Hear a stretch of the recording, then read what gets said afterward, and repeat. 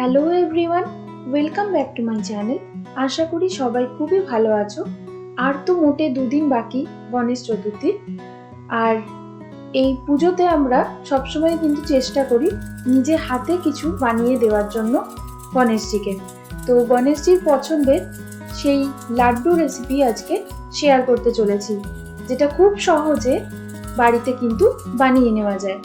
প্রথমেই আমি মেজারমেন্ট কাপের 2 কাপ বেসন নিয়ে নিয়েছিলাম, যেটা এখানে ছাঁকনির সাহায্যে খুব ভালো মতো কিন্তু ছেঁকে নেব, যাতে বেসনের মধ্যে কোনো নোংরা বা ডেলা এখানে না থাকে। সমস্ত কাজটাই আমি একটাই মেজারমেন্ট কাপ দিয়ে আজকে করব, যাতে পরিমাণ সম্পর্কে স্বচ্ছ একটা ধারণা হয়। 1 পিঞ্চের মতো লবণ দিয়ে এই বেসনের সাথে খুব ভালো করে মিশিয়ে নিতে হবে। ওই মেজারমেন্ট কাপেরই 1 কাপ এখানে আমি জল নিয়েছি। একটু একটু করে জল দিতে থাকবো আর ভালো মতো এটাকে হুইস্কের সাহায্যে মিক্সড করতে থাকবো, যাতে কোনো পরিমাণ লাম্পস এখানে না থাকে।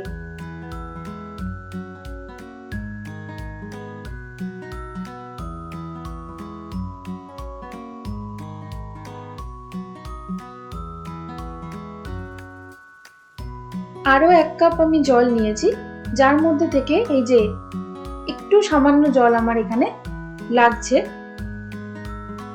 সমস্ত পরিমাণটা আমি শেষে ভালো করে দেখিয়ে দেব। এখানে আরেকবার একটু মিশিয়ে নিলাম। এরকম কনসিস্টেন্সিতে চলে এলে এটাকে রেস্টিং টাইমে খানিকক্ষণ রেখে দিতে হবে। তবে তার আগে 1 পিঞ্চের মতনই বেকিং সোডাও এখানে মিশিয়ে দিচ্ছি। আরেকবার একটু ভালো করে নাড়িয়ে দিলাম। এখানে আমার 1 কাপ জল লেগেছিল, আর সেকেন্ড কাপের থেকে দেখো আর একটুখানি সামান্য জল এখানে লেগেছে। এর বেশি কিন্তু জল এখানে দরকার হয়নি। ওই ব্যাটারটা থেকেই ছোট একটা কাপের আমি 2 কাপ মতো ব্যাটার এখানে তুলে রেখে দিচ্ছি। আর বাদবাকি যে ব্যাটারটা থাকবে তার মধ্যে আমি এখানে অর্গানিক ফুড কালার, যেটা এগ ইয়েলো কালার একটা নিয়েছিলাম, সেটা এখানে মিক্সড করে দিচ্ছি। তবে সম্পূর্ণই এটা তোমার নিজের উপর ডিপেন্ড করছে। পছন্দ না হলে এখানে হাফ চামচের মতো হলুদ গুঁড়ো ব্যবহার করা যেতে পারে। আর তুলে রাখা অল্প ব্যাটারের মধ্যে এখানে একটু অর্গানিক রেড কালার এখানে দিয়ে দিয়েছি। তবে এতে কিন্তু টেস্টের কোনো ফারাক হয় না, তাই অপছন্দের হলে কালার কিন্তু অ্যাভয়েড করতে পারো। কড়াইয়ের মধ্যে তেল গরম হয়ে গেলে 2 থেকে 3 ড্রপ মতো এখানে আমি ব্যাটারটা দিয়ে টেস্ট করে নিচ্ছি যে সম্পূর্ণ হয়েছে কিনা। যখন দেখবে যে এভাবে ফুলে ওপর দিকে দেওয়ার সঙ্গে সঙ্গে ভেসে চলে এসছে, তার মানে ব্যাটারটা কিন্তু একদম রেডি হয়ে গেছে। এরপরে এরকম ছাঁকনি তো প্রায় প্রত্যেকের ঘরেই আমাদের থাকে, তাই এই ছাঁকনি দিয়েই আজকে এটা তৈরি করছি। ছাঁকনির উপরে অল্প করে এভাবে ব্যাটার দিতে থাকবো আর বোঁদেগুলোকে ভাজতে থাকবো। খুব বেশি নাড়াচাড়া করার কিন্তু এখানে দরকার নেই, এইভাবে জাস্ট তেলের উপরে ধরে রাখলেই হয়ে যাবে। এরপরে মিডিয়াম আঁচে এভাবে একটু নাড়িয়ে নিয়ে হালকা করে ভেজে তুলে রেখে দিতে হবে। দেখো কতটা ঝরঝরে এখানে কিন্তু বোঁদে রেডি হয়ে গেছে, দেখলেই আশা করি এটা বুঝতে পারছো। তবে প্রতিবার ছাঁকনি দিয়ে এভাবে ব্যাটার দেওয়ার আগে ভালো করে ছাঁকনিটা কাকিয়ে নিতে হবে, বা কিন্তু ভালো করে একটু ধুয়ে পরিষ্কার করে নিতে হবে, যাতে কোনোভাবেই এই ছাঁকনির ফুটোগুলো বন্ধ না হয়ে যায়।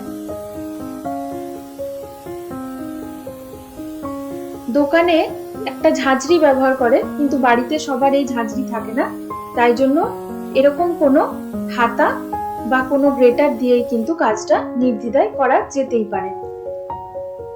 লাল রঙের যে ব্যাটারটা তৈরি করে রেখেছিলাম সেটাও এখানে ভেজে এভাবে তুলে রাখছি।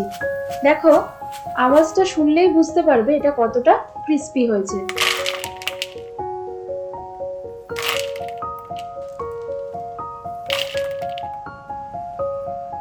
এরপরে তৈরি করে নিতে হবে চিনির শিরাটা।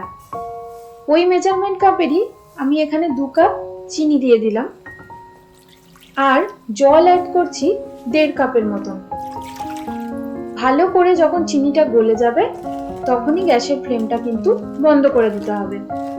এখানে একটুখানি হালকা নাড়িয়ে নিয়ে ছোট এলাচ আমি কয়েকটা এর মধ্যে দিয়ে দিচ্ছি।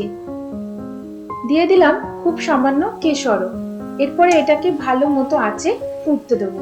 তবে চিনির শিরাটা কিন্তু খুব বেশি চটচটে হবে না, হালকা এরকম চিনিটা গলে গিয়ে একটু আঠা আঠা ভাব এলেই কিন্তু হয়ে যাবে। এরপরে গ্যাসের ফ্লেমটা কমিয়ে দিয়ে আমি এখানে ভেজে রাখা সমস্ত বোঁদেগুলো এখানে ঢেলে দিয়েছি। আর এটাকে আলগা হাতে ভালো করে মিক্সড করে নিয়ে 1 থেকে 2 মিনিটের মতো আমি লো আঁচে এভাবে রেখে দেব। তারপরে গ্যাসের ফ্লেমটাকে বন্ধ করে এটা ঠান্ডা হতে দেব।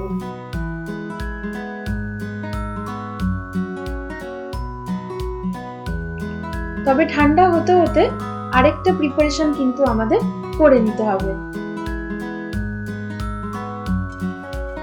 ফ্রাইং প্যানের মধ্যে নিয়ে নিয়েছি কিছু পাম্পকিন সিডস আর কয়েকটা কাজু বাদাম। এখানে এই কুমড়োর বীজ বা কাজু বাদামের বদলে যে কোনো নাটস বা যে কোনো কিছুই কিন্তু দেওয়া যেতে পারে।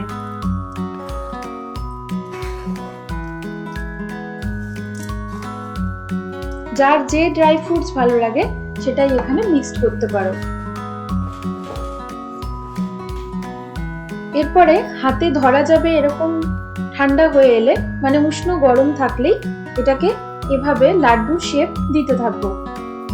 তালুর মধ্যে মোটামুটি একটা মাপ নিয়ে এভাবে হালকা হালকা করে একটু সামান্য 1 থেকে 2 বার চাপ দিলেই দেখবে লাড্ডুর মন্ডটা সুন্দরভাবে তৈরি হয়ে যাচ্ছে। এরপরে গোল গোল করে ঘুরিয়ে নিয়েই খানিকক্ষণের মধ্যেই লাড্ডু তৈরি হয়ে যাবে। তবে খুব সাবধান, বেশি জোরে কিন্তু প্রেস করা যাবে না, তাহলে যে বোঁদেগুলো আছে সেটা কিন্তু ভেঙে যায়। তো সেকেন্ড লাড্ডুটাও আমি এখানে করে দেখিয়ে দিচ্ছি। এই যে তালুর মধ্যে নিয়ে হালকা করে জাস্ট একটু নাড়িয়ে নিলেই আর একটু প্রেসার দিলেই কিন্তু এটা হয়ে যাবে। এরপরে ভালো মতো গোল করে এখানে এক এক করে সমস্ত লাড্ডুগুলো আমি তৈরি করে নেব। আজকের রেসিপিটা কেমন লাগলো জানাতে ভুলো না। এরকমই আরো রেসিপির জন্য সঙ্গে থেকো। আর চ্যানেলটা ভালো লাগলে অবশ্যই সাবস্ক্রাইব করে পাশে থেকো। দেখা হবে খুব শিগগিরই আবার পরের একটা ভিডিওয়ে। ততক্ষণ সবাই খুব সুস্থ থেকো, ভালো থেকো। Till then, tata.